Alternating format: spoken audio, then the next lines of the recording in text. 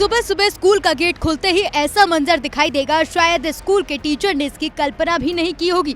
तस्वीरें यूपी के प्रतापगढ़ की, जहां जगन्नाथपुर प्राइमरी स्कूल में गुरुवार की सुबह उस वक्त हड़कंप मच गया जब परिसर के भीतर एक युवती बेसुध हालत में मिली। युवती का चेहरा बुरी तरह झुलसा हुआ था और चारों तरफ खून बिखरा था। बाउंड्री का गेट खोला और अंदर जाकर के मैं देखा हमारे स्कूल के शौचालय के पास एक छत बिछत लड़की लेटी हुई है और ये है घटना देखकर मैं दंग रह गया।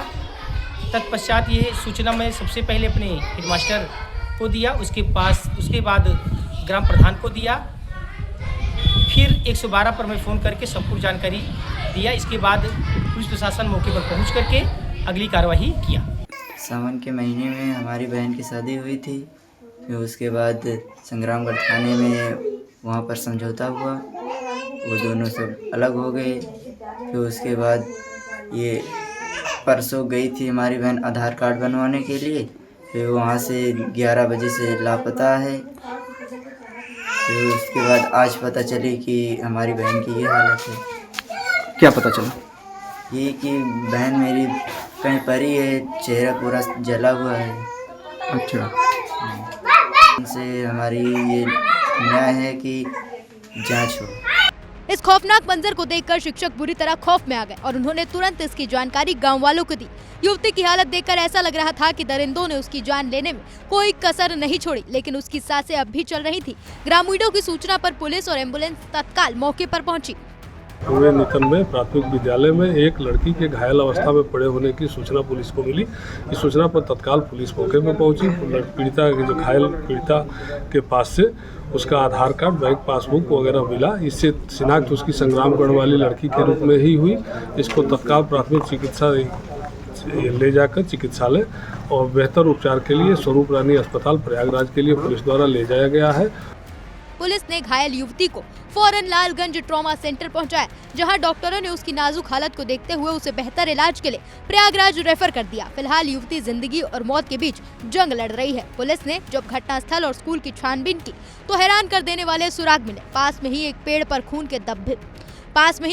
खून के धब्बे लगे थे और उसी पेड़ पर एक पर्स टंगा मिला। पर्स की तलाशी लेने पर बरामद हुए आधार कार्ड से युवती की पहचान 22 साल की निशा सरोज के रूप में हुई, जो कुंडा की रहने वाली है। युवती की गुमशुदगी की रिपोर्ट उसके परिजनों ने पहले ही संग्रामगढ़ थाने में दर्ज कराई थी, लेकिन वो यहाँ इस हाल में कैसे पहुंची, ये बड़ा सवाल बना हुआ है। घटना की गंभीरता को देखते हुए लालगंज थाना अधिकारी ने इसकी जांच शुरू कर दी है। स्कूल कैंपस में हुई इस दरिंदगी ने सुरक्षा व्यवस्था पर सवाल खड़े कर दिए। सावन के महीने में हमारी बहन की शादी हुई थी।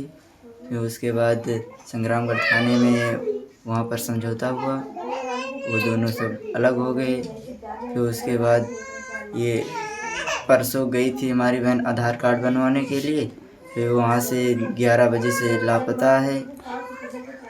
फिर उसके बाद आज पता चली कि हमारी बहन की ये हालत है।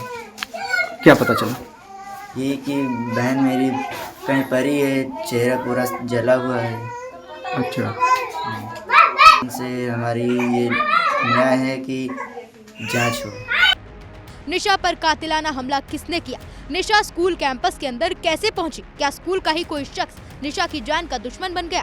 पुलिस प्रेम प्रसंग, रंजिश और अन्य सभी पहलुओं पर बारीकी से काम कर रही है। जगन्नाथपुर के स्कूल में क्या हुआ था, इसका सच अब निशा के होश में आने का इंतजार कर रहा है।